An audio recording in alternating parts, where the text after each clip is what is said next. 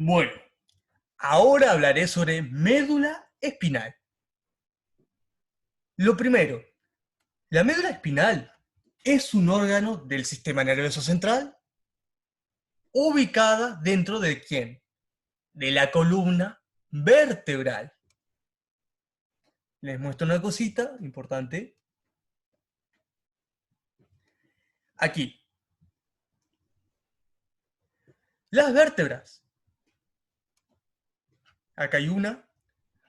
Generalmente están superpuestas una por encima de otra.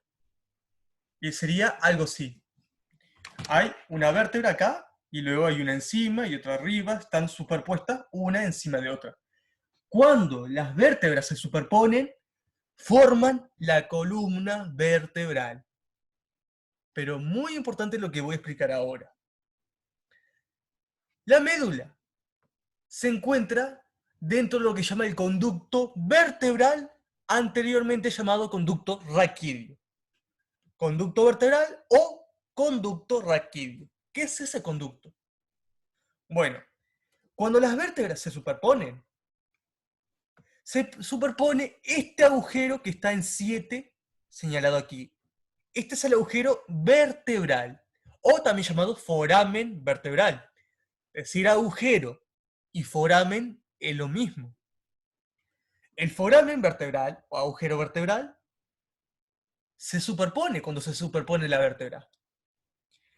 Y al superponerse este agujero uno por encima de otro, forma un conducto. Y ahí se forma el conducto vertebral o conducto raquídeo, que aloja ¿a quién? A la médula espinal. Entonces, si le pregunto, la médula espinal es un órgano del sistema nervioso central. ¿Ubicado dónde? En la columna vertebral. Pero si quieren ser más específicos, está dentro de dónde?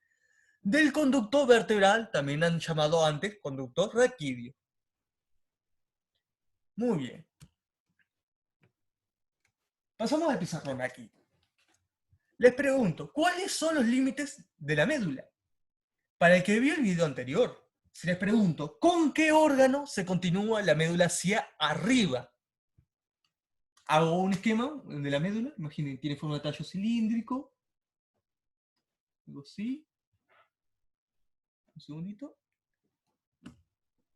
Y encima de la médula, ¿qué órgano hay?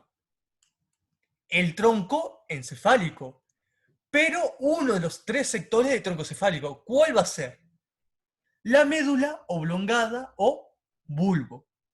Médula oblongada o bulbo es lo mismo y es lo que está inmediatamente por encima de la médula espinal. Está la médula espinal y acá en negro hago el bulbo raquídeo o médula oblongada. Entonces, se les pregunto, eso es lo que está hacia arriba. Pero si quieren ser más detallados, entre la médula y el bulbo o médula oblongada, queda un sector aquí, donde marqué negro, que se denomina decusación, escribo acá, decusación de las pirámides.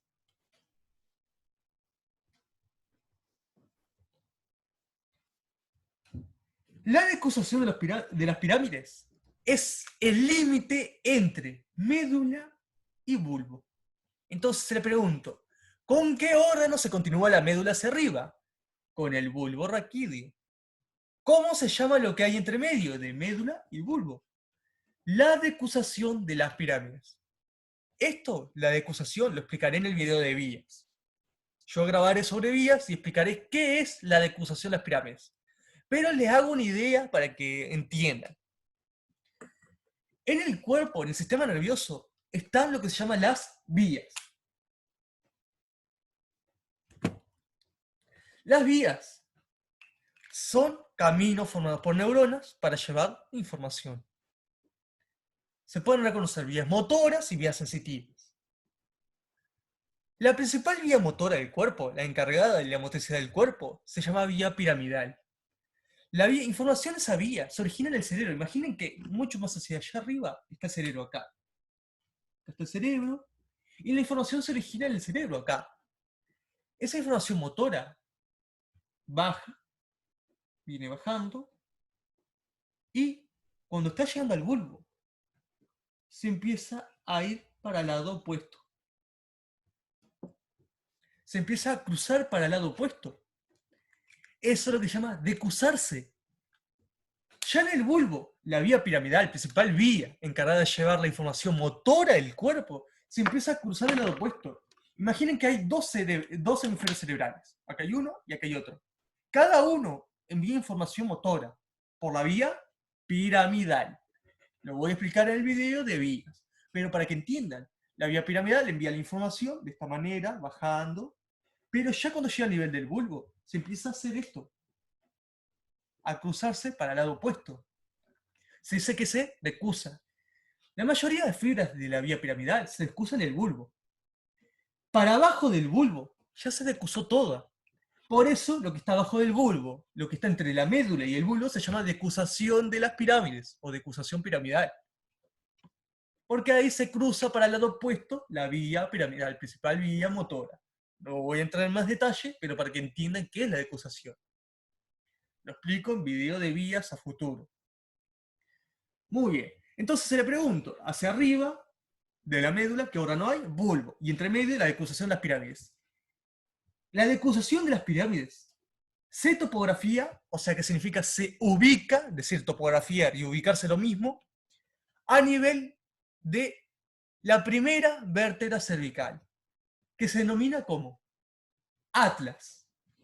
La decusación de las pirámides se encuentra a nivel del atlas, que es la primera vértebra cervical. Y acá les voy a mostrar una cosa muy importante. Un segundito.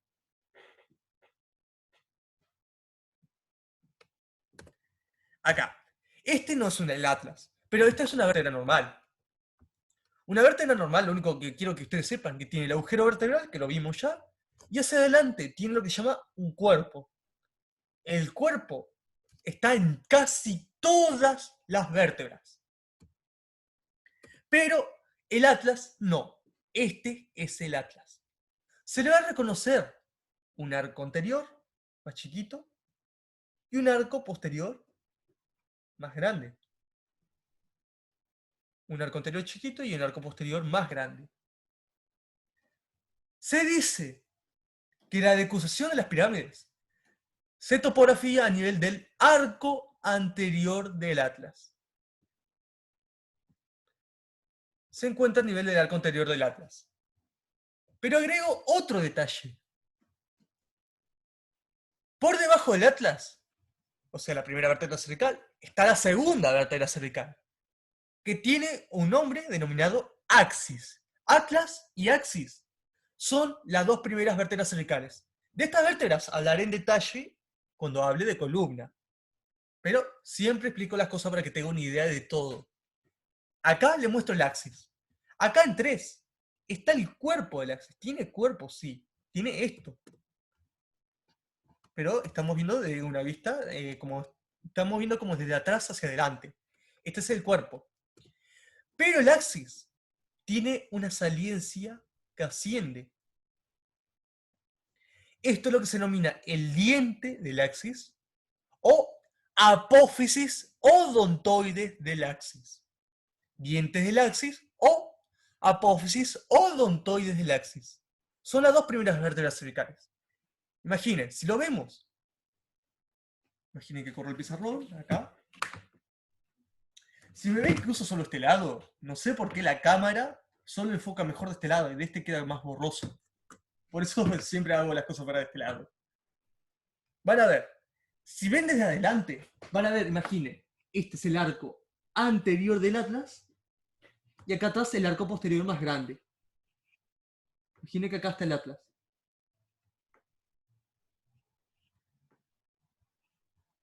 Imaginen que este es el atlas, con su arco anterior aquí y arco posterior acá. Por debajo del atlas, ¿qué vértebra hay? El axis.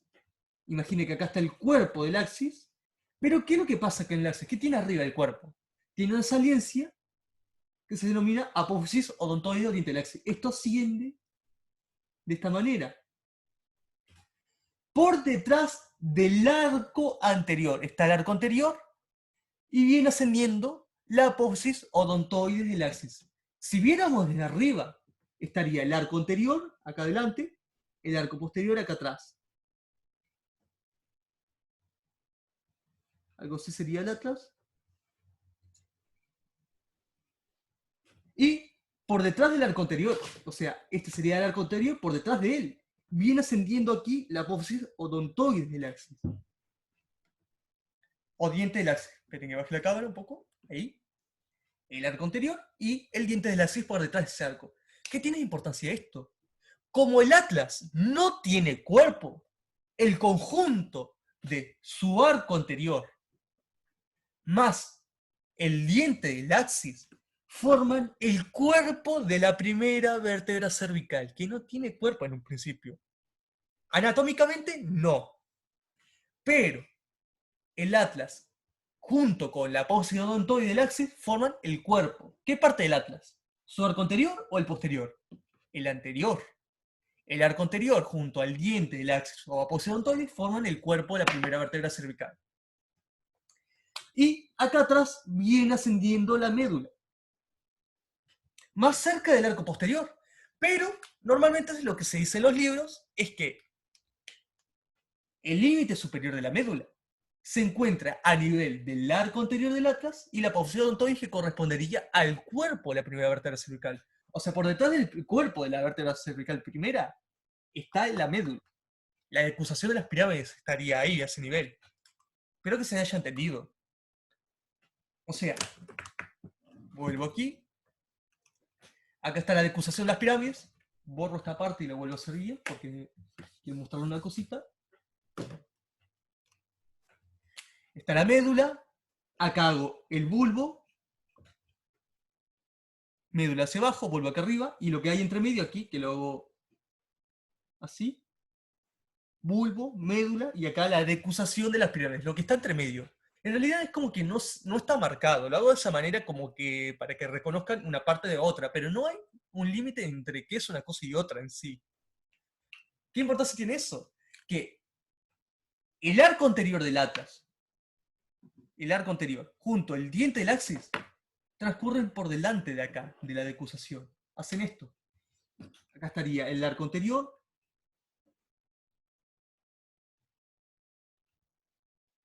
Y acá viene ascendiendo el diente del axis.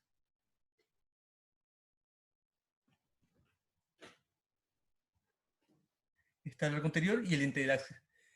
Esto es muy importante porque quiero aclarar una cosa. Porque a veces se le pueden preguntar si esto es lo que separa una cosa de otra. Separa médula de bulbo. Por encima del atlas de su arco anterior ya es bulbo. Y por debajo del arco anterior y la posición toda ya es médula. Por eso van a encontrar en algunos libros que la médula espinal puede comenzar en el axis. Imaginen, está el atlas con su arco anterior y acá está el axis con su cuerpo y acá el diente del axis ascendiendo.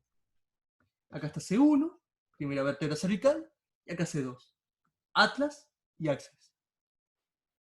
El arco anterior, junto a la apófisis odontoide y diente del axis, es lo que limita lo que hay hacia abajo, que es la médula, y lo que limita hacia arriba, que es el bulbo, o médula oblongada. Por eso se dice que la médula puede comenzar en C2, segunda vértebra cervical, o el axis. ¿Por qué? Por debajo del arco, porque está abajo del arco anterior del atlas. Eso lo pueden encontrar en algunos libros y es lo que muchos lugares toman.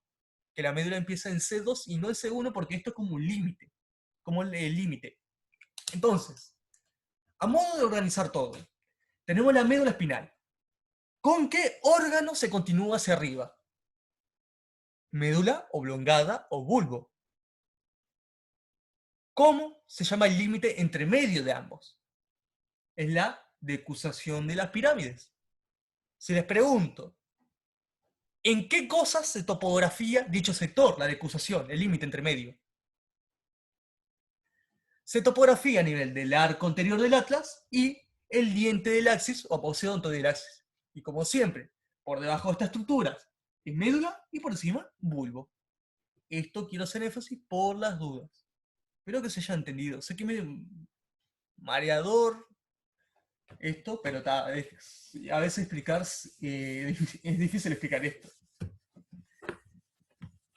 Muy bien. Todo eso, lo que acabo de explicar, era el límite superior, lo que hay hacia arriba de la médula. Vamos a ver el límite inferior.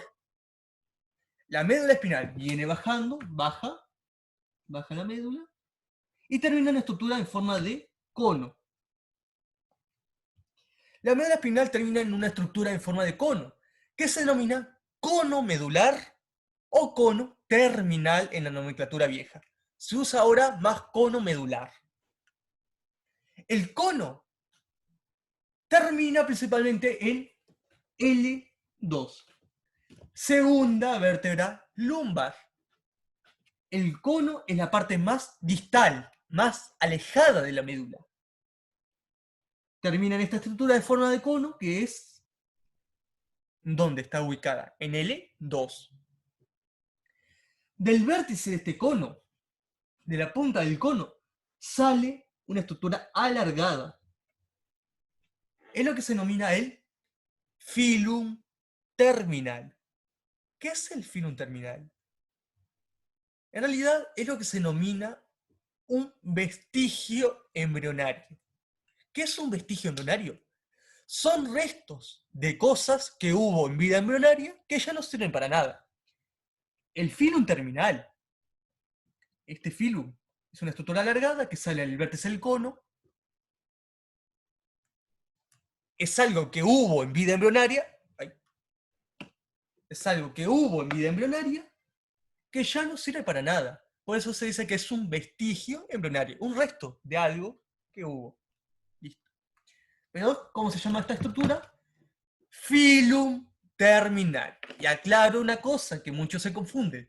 No es lo mismo que la cola de caballo. El filum terminal no es lo mismo que la cola de caballo. Luego explico eso. A modo de detalle, y algo que preguntarían pila, preguntarían mucho esto, el filum terminal baja y se dirige hacia la primera vértebra coccigia. El filum terminal se dirige hacia la primera vértebra coccigia. Incluso algunos libros dicen que es la segunda, pero lo que más se toma, y lo dice Latarjet, se dirige hacia la primera vértebra coccigia.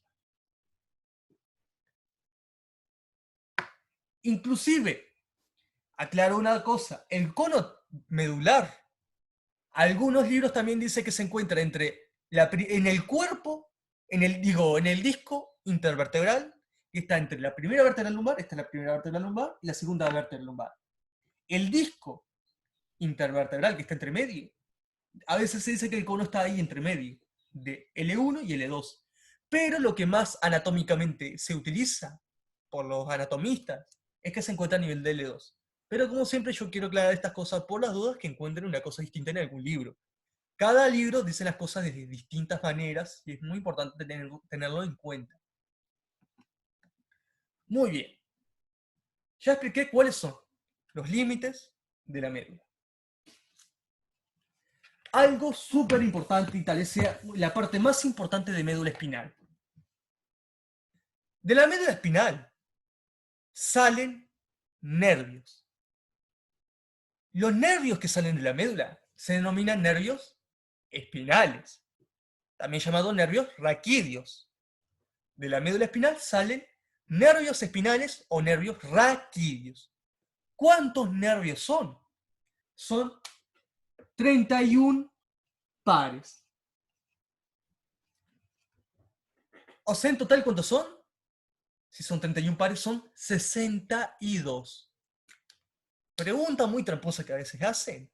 De la médula espinal sale 31 nervios. ¿Está bien o mal? Está mal. Salen 31 pares de nervios raquídeos o nervios espinales. O sea, son 62 en total. Esos nervios salen de toda la médula, de toda la extensión de la médula espinal. Pero vamos a ver una cosa muy importante, es que cuando van a ver la médula espinal, sería algo así realmente. Está la médula, Y van a ver como dos eminencias que tiene la médula. Esperen un segundo, que hago el dibujo.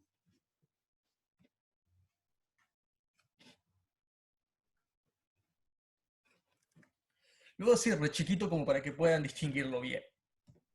La médula espinal se le va a reconocer dos ensanchamientos, o también denominadas intumescencias. Un ensanchamiento o intumescencia acá arriba y un ensanchamiento o intumescencia aquí abajo. Es como que queda más gordito. Algo así. Acá arriba se encuentra la intumescencia cervical. Es un ensanchamiento, queda más gordita la médula. Y acá abajo queda la intumescencia lumbosacra, anteriormente llamada lumbar. Acá abajo está la intumescencia lumbosacra.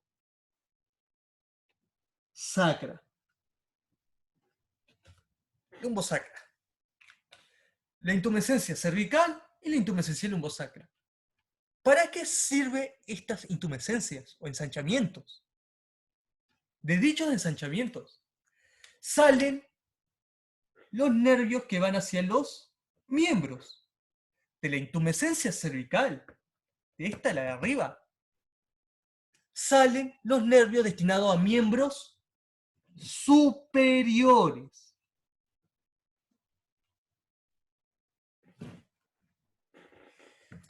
Mientras que de la intumescencia lumbosacra salen los nervios destinados a miembros inferiores.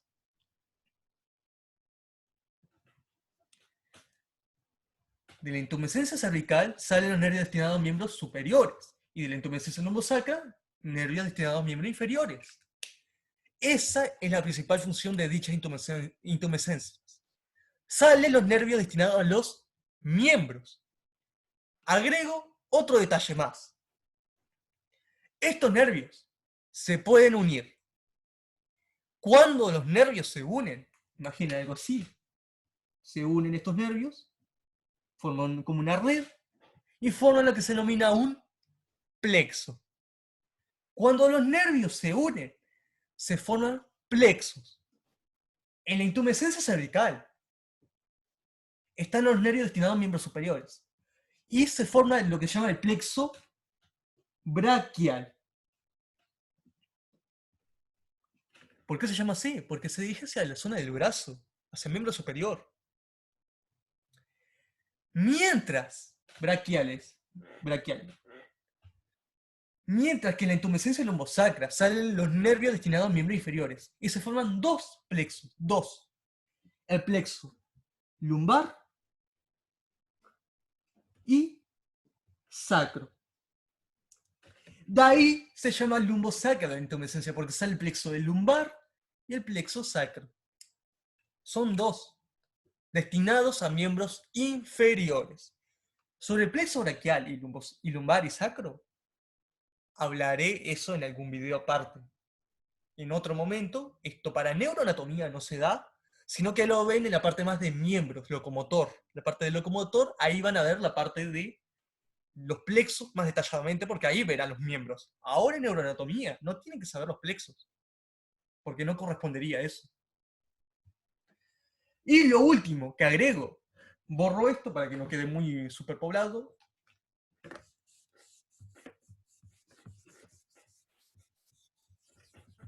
Tienen que saber entre qué vértebras se encuentran dichas intumescencias.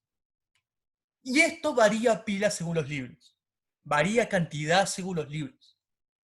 Yo voy a utilizar el Atterjet y voy a explicar la otra también. Pero céntrense en la del Atterjet porque es mejor para neuroanatomía. Pero explico y aclaro y vuelvo a aclarar una y otra vez que en cada lugar, en cada país, incluso dentro de un país, se pueden utilizar distintas nomenclaturas. Y esto es lo que quiero aclarar, cuáles son las que más se utilizan. El Atterjet dice que la intumescencia cervical se encuentra entre C3 y T3. Esto es lo más aceptado. Entre C3 y T3.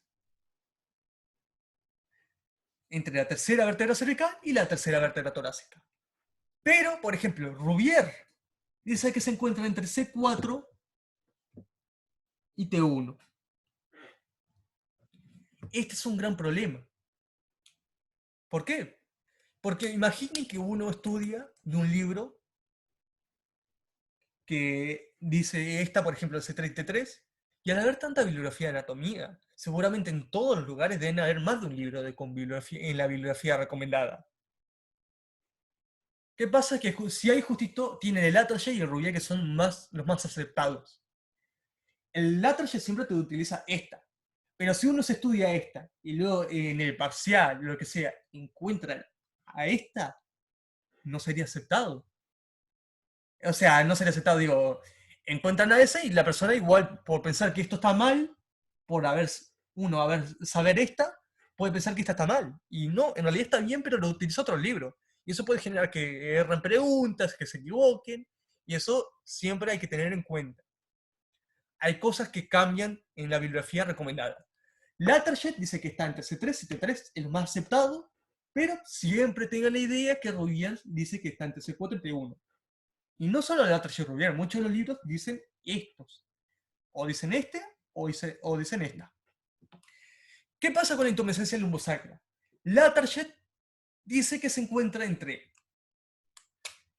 T9 o T10, se usa más T9, y termina, esta intumescencia, ¿cuándo termina la médula? O sea que termina en ¿dónde? En L2. Esto es lo que dice el Latarjet.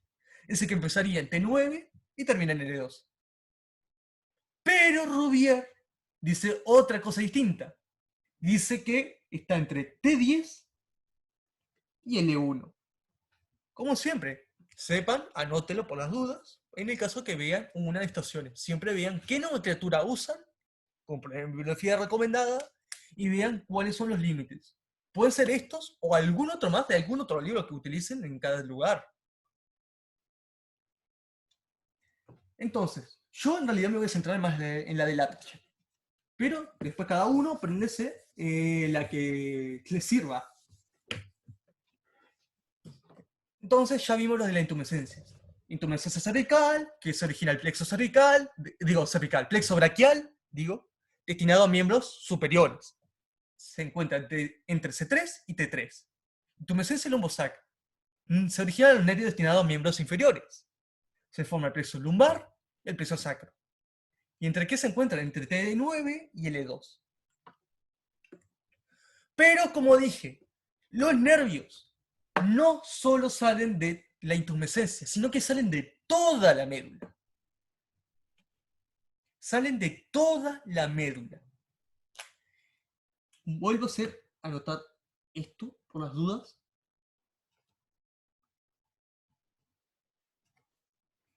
Porque quiero aclarar algo más. Esto es un 3 por las dudas. C3. Muy bien. Muy importante lo que voy a aclarar ahora. Por encima de la intumescencia cervical, o sea, por encima de esto, acá, toda esta parte que voy a marcar en azul, salen nervios. Es todo lo que está por encima de C3. Todo por encima de C3 salen nervios. Estos nervios se unen y forman un plexo. ¿Qué plexo se forma ahí arriba? El plexo cervical. Pregunta muy tramposa que hacen. En la intumescencia cervical se origina el plexo cervical. No. ¿Qué plexo se origina en la intumescencia cervical? El plexo braquial. ¿Dónde se origina el plexo cervical? Pero un segundo que se me está quedando sin carga la computadora. Problemas técnicos.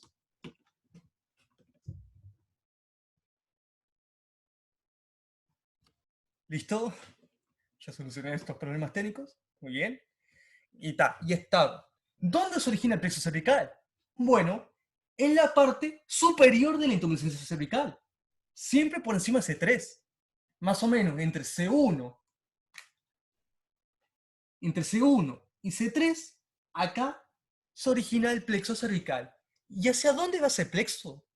Hacia cuello y nuca. El plexo cervical se dirige hacia el cuello y la nuca.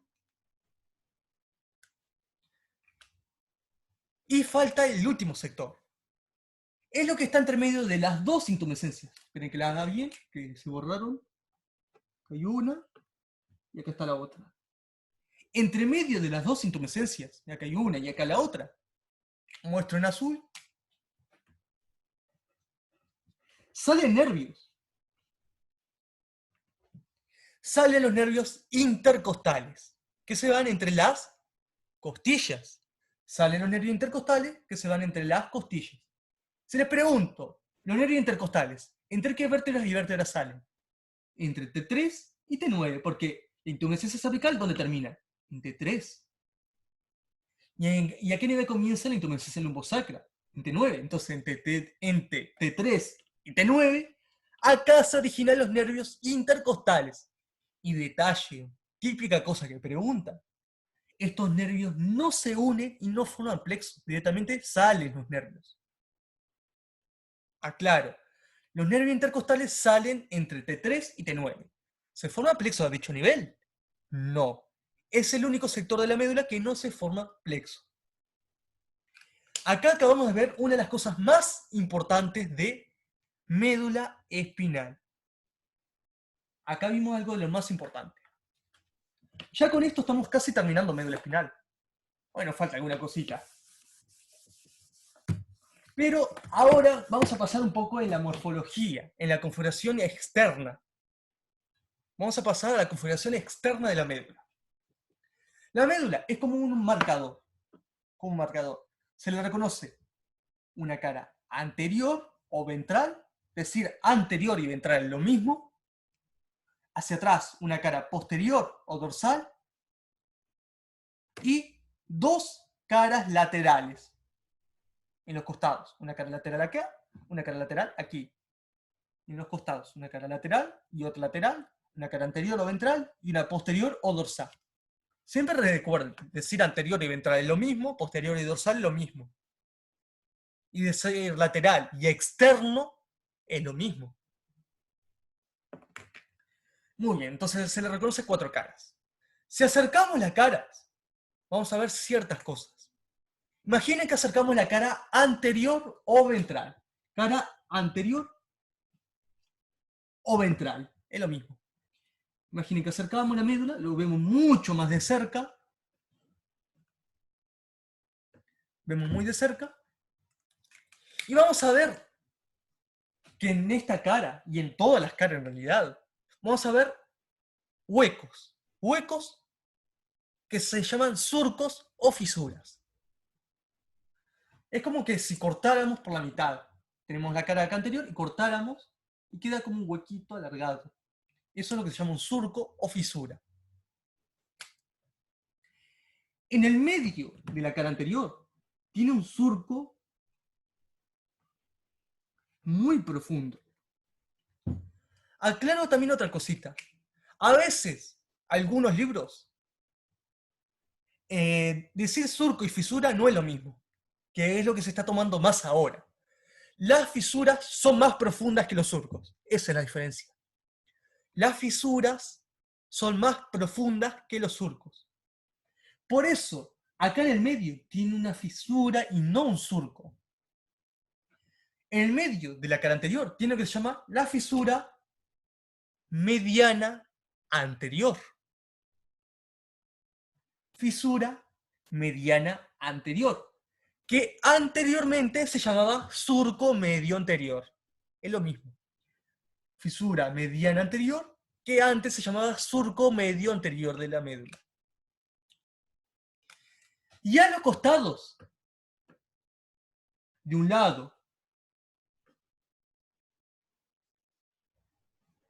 y del otro, vamos a tener unos surcos que son pares, pero son discontinuos y poco marcados, son menos marcados.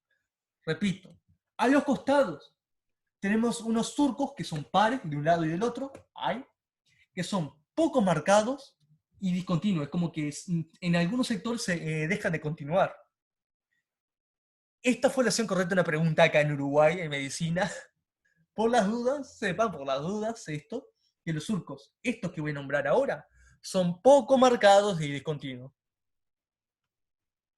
Estos surcos se llaman surcos anterolaterales, porque son anteriores y laterales. Aquí hay un surco anterolateral y acá hay otro surco anterolateral. Estos surcos en la nomenclatura vieja se llamaban surcos colaterales anteriores. Acá están los surcos colaterales anteriores y acá está el surco medio anterior. Esto en la nomenclatura vieja. En la nueva se llama fisura mediana anterior o ventral, porque decir anterior y ventral es lo mismo, porque es mucho más profundo que un surco, y esto se le llama surcos anterolaterales.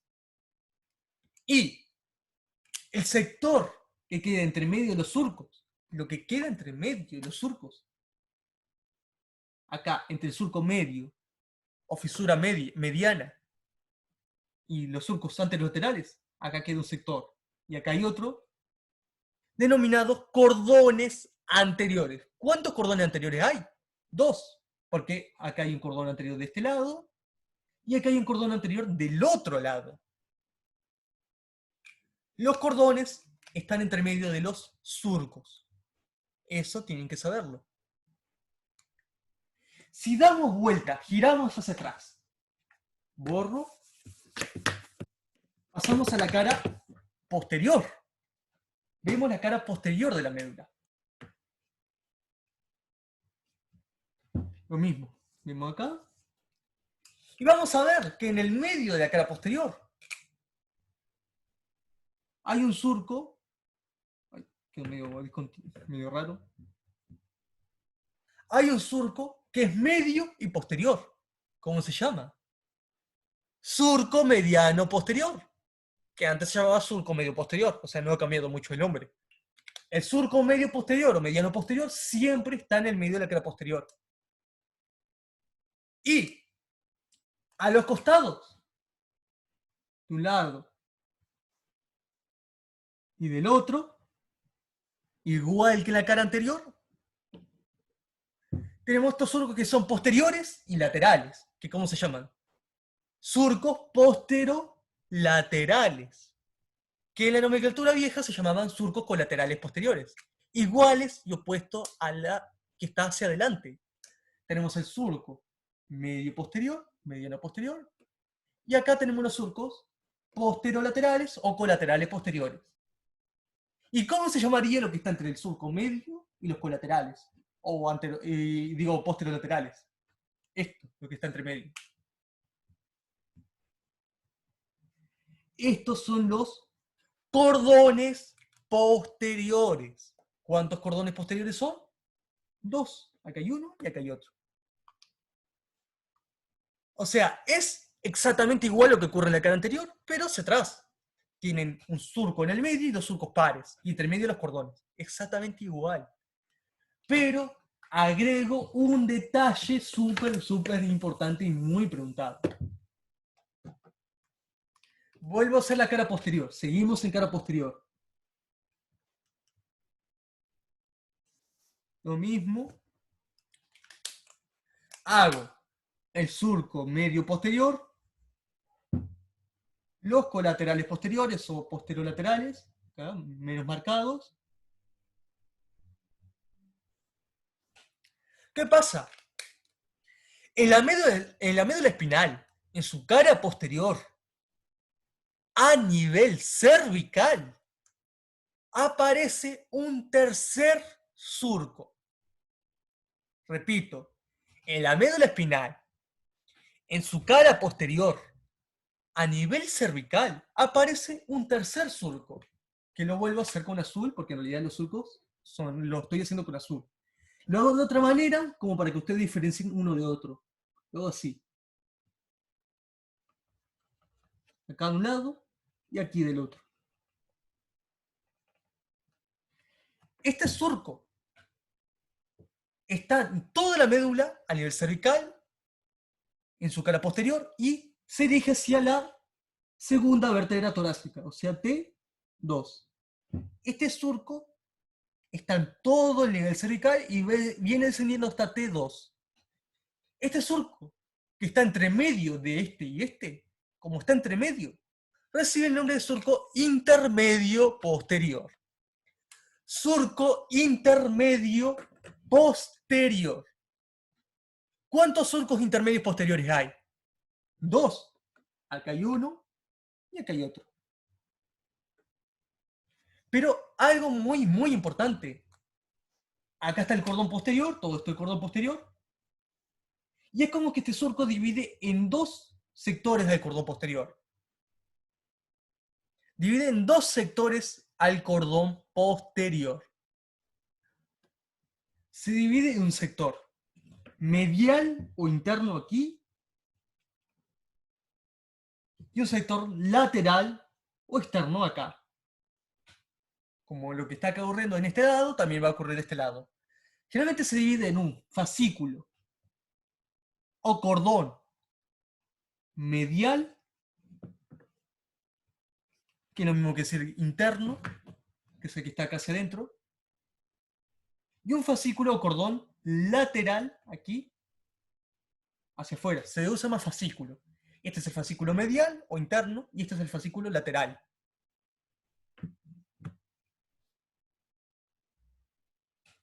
Que, a ver, primero antes que nada hay que ubicarlos bien. El fascículo medial, o la parte medial, está ¿entre qué surco? Entre el surco medio posterior y el intermedio posterior. Ahí queda el fascículo medial, que tiene otro nombre. Se puede llamar tubérculo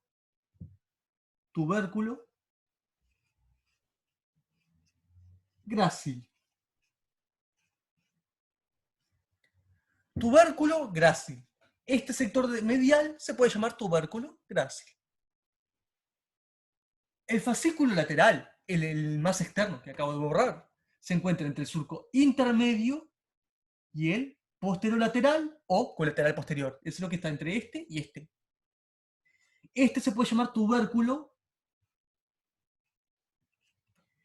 cuneiforme.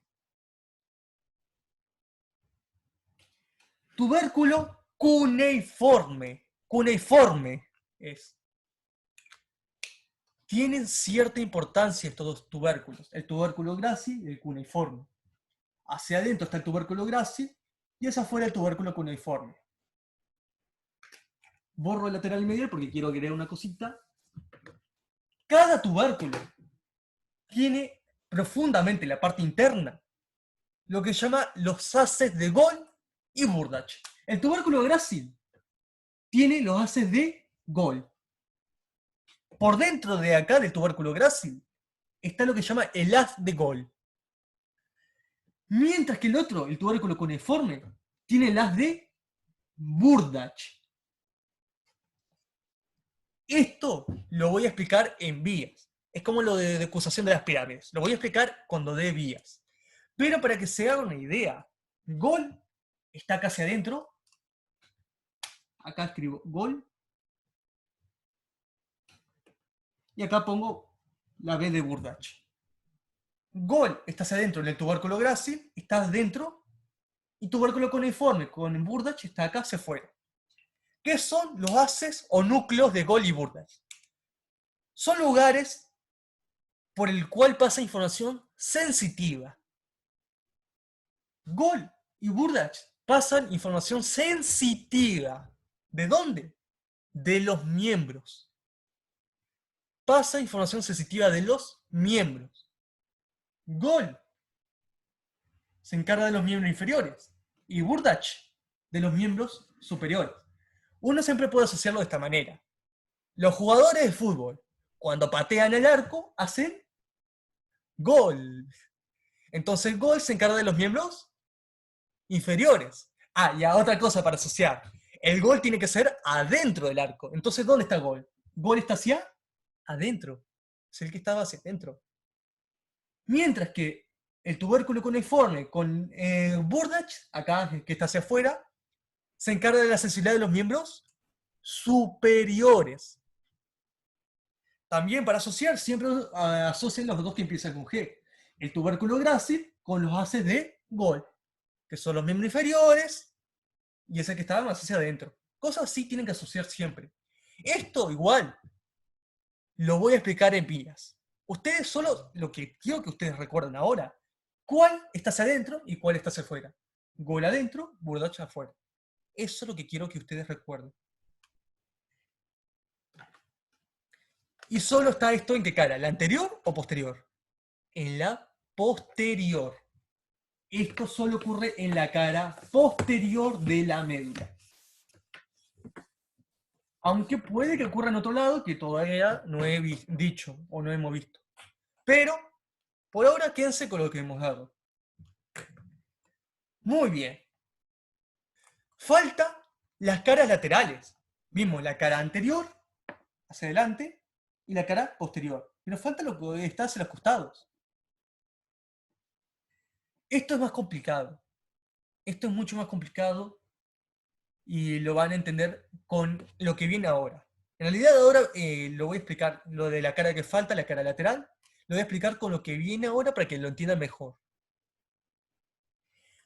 Si hacemos un corte transversal de la médula, así, de esta manera, un corte transversal, se va a ver de esta manera.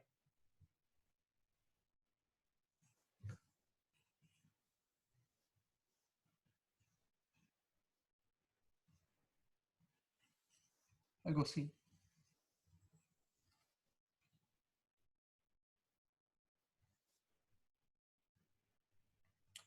Se va a ver algo así. Lo primero que tienen que saber es que esto es anterior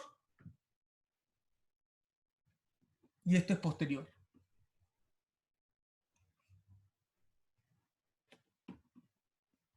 Esperen que aleje un poco.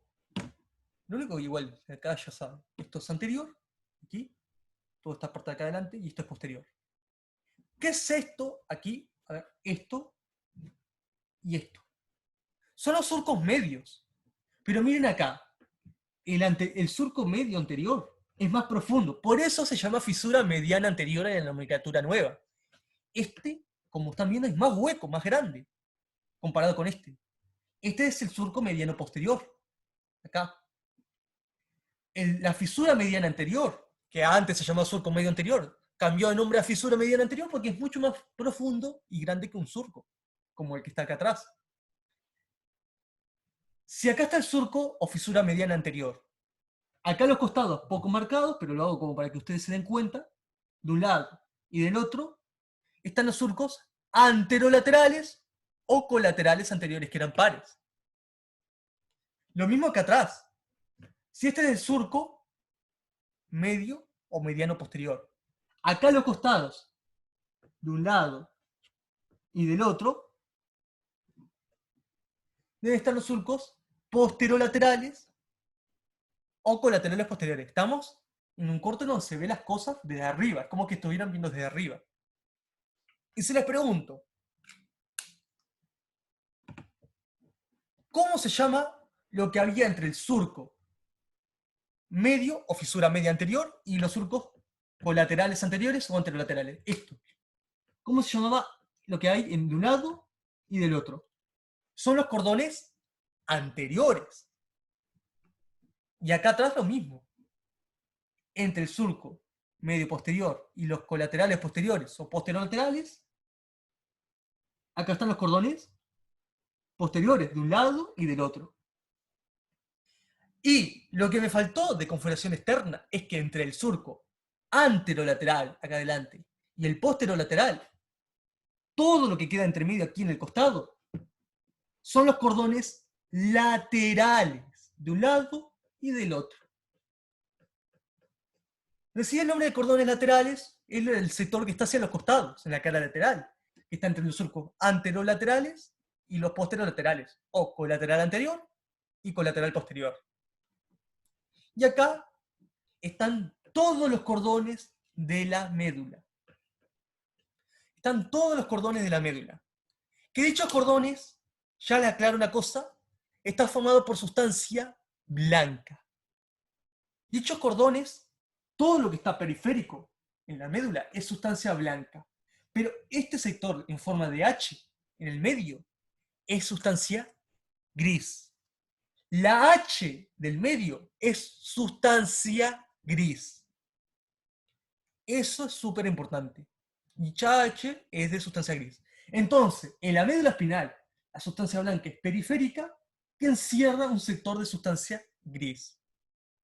¿Qué es la sustancia blanca y sustancia gris? Esto no lo debería explicar porque esto es histología.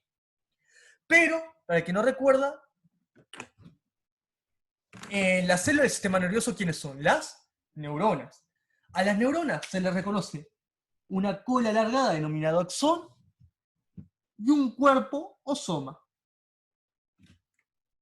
Está el axón y el cuerpo de la neurona o soma. Bueno, lo que van a ver que la sustancia blanca hacia afuera son millones de axones de neuronas. Acá hay millones de axones de neuronas, acá, formando la sustancia blanca. Y el cuerpo o soma de la neurona está acá en el medio. Imaginen que acá hay uno, acá hay otro, acá hay otro, acá hay otro. Los somas o cuerpos de la neurona están hacia adentro, en la médula, formando la sustancia gris. Es eso. La sustancia blanca, acá afuera son los axones. La sustancia gris, hacia adentro, está formada por los cuerpos de las neuronas. No son los cuerpos neuronales, sino que hay otro tipo de células que son las células gliales que se encargan de nutrir a las neuronas. La sustancia gris principalmente está formada por los cuerpos neuronales, o somas. Pero, vuelvo a repetir, no están solos, sino que están las células gliales, que pueden tener otro nombre que no recuerdo, es histología, que esas se encargan de nutrir y dar soporte estructural a las neuronas.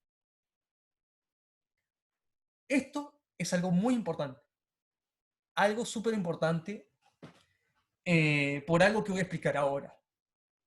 Lo que voy a explicar ahora es que la H de sustancia gris se divide en dos astas anteriores o ventrales más grandes y dos astas posteriores o dorsales más chiquitas. Astas anteriores más grandes y posteriores más chiquitas. De estas astas salen los axones. Salen los axones, los millones de axones. Que los axones se juntan. Acá se juntan de una asta anterior y otra asta anterior, acá, axones, para salir para afuera. Formando lo que se denomina las raíces, acá adelante, las raíces anteriores. ¿Cuántas raíces anteriores son? Dos. Una raíz anterior o ventral de un lado y una raíz anterior o ventral del otro lado. Lo mismo ocurre hacia atrás. Las astas posteriores presentan, los axones se empiezan a juntar y forman lo que se llama la raíz posterior, de un lado y del otro. ¿Qué pasa con estas raíces? ¿Para qué sirven? Cuando la raíz anterior con la raíz posterior se juntan, forman un nervio. Así se forman los nervios. Como hay un nervio de un lado, también hay otro nervio del otro lado, que acá no me da en el pizarrón. Pero acá estaría la raíz anterior, acá la raíz posterior, se juntan y formarían un nervio. Entonces, muy importante esto lo que voy a explicar ahora. De la médula espinal salen las raíces. Las raíces. Raíces anteriores, que son 2, y raíces posteriores, que son 2. En total, ¿cuántas raíces tienen? 4. Son 4 raíces en total. Las raíces anteriores, algo muy importante, tienen información motora. Tienen información motora. Mientras que las raíces posteriores, las de atrás, tienen información sensitiva. Por eso el nervio tiene tanto un componente motor como un componente sensitivo. Y ese nervio que va a salir hacia la periferia va a inervar alguna parte del cuerpo. Entonces, si le pregunto, ¿cuántas raíces salen? Son 4. ¿Y cuántos nervios se forman a partir de esas raíces? Se forman 2 nervios. Una raíz anterior y una posterior se juntan formando un nervio, y una raíz anterior y posterior del otro lado forman el otro nervio. Son 2 nervios, 4 raíces con 2 nervios. Esto es súper, súper importante. La raíz posterior, la sensitiva, generalmente tiene un ensanchamiento a 1 centímetro de ella, de 1 centímetro de la médula, denominado ganglio. El ganglio, que lo nombré en el video del sistema nervioso, el ganglio es un componente del sistema nervioso periférico. ¿De dónde sale el ganglio nervioso? Sale de la raíz posterior o sensitiva. Esto se lo puede preguntar. ¿Quién es la que tiene el ganglio? ¿La raíz anterior motora o la raíz posterior sensitiva? La sensitiva. No voy a hablar mucho del ganglio porque en realidad lo voy a hablar en vías. Uno de los siguientes videos que va a seguir va a ser vías, seguramente, y hablar todo lo que no hice énfasis. Mencioné poco, pero tengan una idea. Para esto, estamos ya terminando con médula. Estamos casi terminando de médula. En el centro de la médula, de la H, tiene un conducto. En el centro de la médula, ahí donde marqué, ahí ese agujerito, hay un conducto que se denomina epéndimo. En el centro de la médula está el epéndimo. ¿Para qué sirve? Para que circule dentro de la médula líquido cefalorraquídeo, o también llamado cerebro espinal. Líquido cefalorraquídeo o cerebro espinal. ¿Para qué sirve ese líquido? Es un líquido para que sirve como para comunicar iones, sodio, potasio, calcio, para que ocurra potenciales de acción, para que se propague la información y nutrir también la médula también. Y otra función que tiene este líquido es amortiguar los golpes. Ese líquido que está, es como que está acá, la médula, y dentro está el epéndimo, en el centro. Cuando la médula se mueve, el líquido que está por dentro, y van a ver después en otro video que sigue, está por fuera, es como que amortigua los golpes. Entonces el líquido cefalorraquídeo, cerebro espinal, sirve para nutrir a la médula, comunicar iones y amortiguar golpes. Para terminar este video, y voy a agregar unas cositas que me faltó. Dos cosas importantes, en realidad. Que es que la médula espinal es un órgano segmentario. La médula espinal es un órgano segmentario. ¿Qué significa esto? Los libros no te explican casi nada qué es un órgano segmentario. Es un órgano que lo dice el nombre, se divide en segmentos. De la médula sale segmentos. Está dividida en segmentos. Así, imagínate, está un segmento, otro segmento, otro segmento, otro segmento. Todos los segmentos de la médula son iguales entre sí. Cada segmento son iguales entre sí.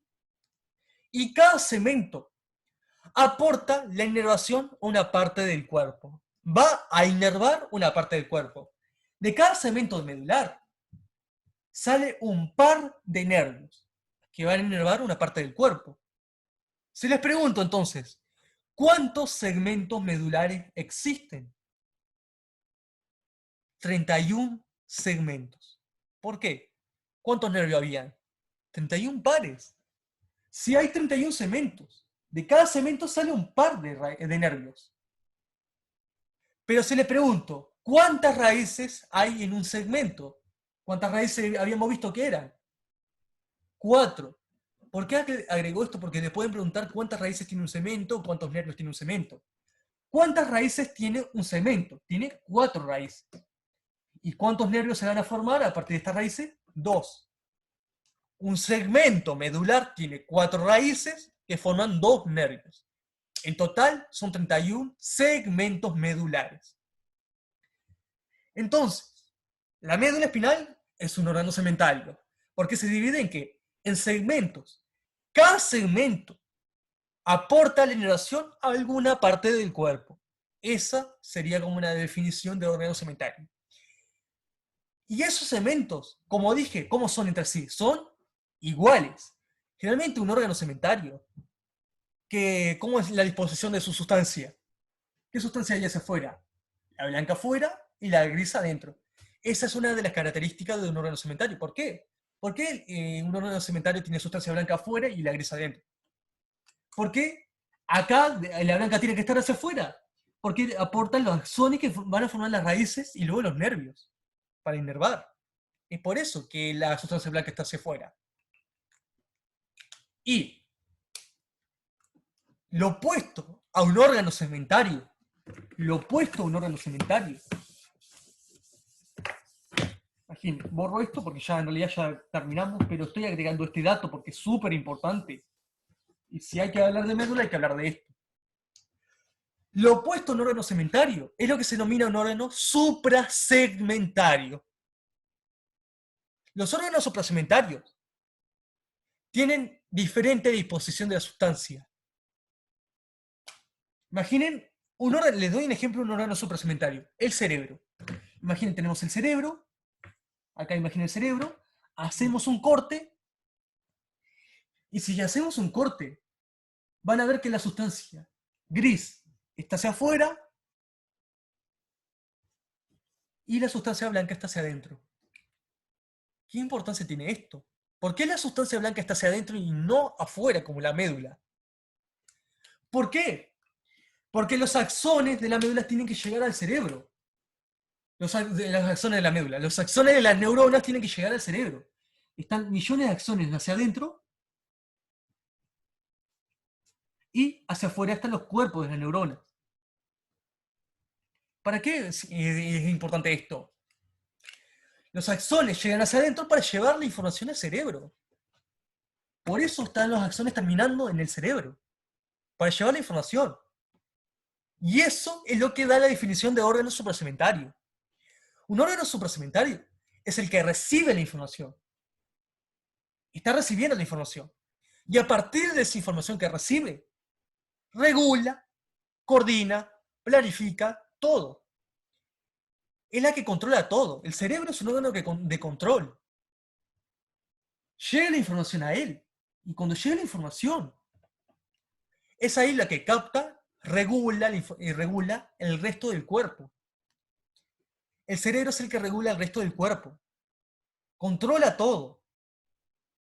Eso es importante porque sí tiene que ver, o sea, la definición de órgano segmentario y suprasegmentario en sí no tiene nada que ver con la exposición de la sustancia, que es un error que muchos tienen, sino que es debido a esa disposición de la sustancia, es la función que va a tener.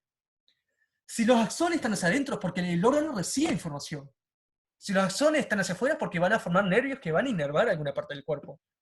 Eso tiene mucho que ver con la función que va a tener el órgano. Espero que se haya entendido un poco porque es algo muy complicado de explicar. Y que no hay una definición clara y es algo que se arma a medida con muchos conceptos. Otro órgano suprasegmentario, aparte del cerebro, es el cerebelo. El cerebelo, por ejemplo, regula, planifica, controla los movimientos del cuerpo. Llega la información al cerebelo también. Y el tronco encefálico, por ejemplo, es tanto segmentario como suprasegmentario. El tronco encefálico es segmentario como suprasegmentario. ¿Por qué segmentario? Porque se divide en segmentos que aportan nervios, los pares craneales, van a ver después, que van a inervar la cara y algunos otros sectores. Por eso es segmentario. Y es suprasegmentario, porque el tronco encefálico participa en controlar la ventilación y presión arterial. Por eso es tanto segmentario como suprasegmentario. Esto lo pregunta. La médula espinal es segmentario, el tronco encefálico es tanto segmentario como suprasegmentario, cerebro y cerebelo son suprasegmentarios. Y listo. Y una cosa que agrego que se me olvidó, muy importante, que lo digo ahora ya que estamos. Lo digo ahora como está, ya me olvidé de decir esto, lo digo ahora. Hoy no expliqué qué es la cola de caballo. Se me olvidó eso. No expliqué qué es la cola de caballo. Van a ver que la médula espinal termina en una estructura que forma el cono. Una estructura en forma de cono que es el cono medular o cono terminal. ¿Cómo se llamaba lo que salía del cono? El filum. Del vértice del cono sale el filum terminal.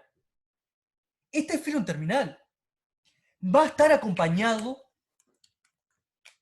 por las raíces nerviosas, raíces que van a ser los miembros inferiores, acompañado por las raíces de la intumescencia lombosacra.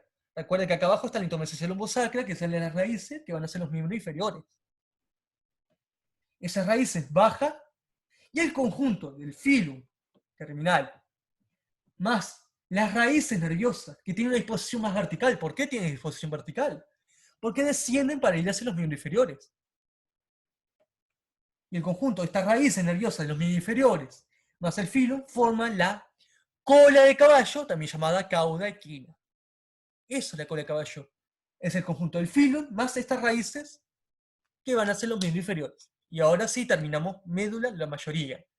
El siguiente video, que va a ser a continuación de este, voy a hablar sobre meninges espinales e irrigación de la médula. Así que, bueno, chau.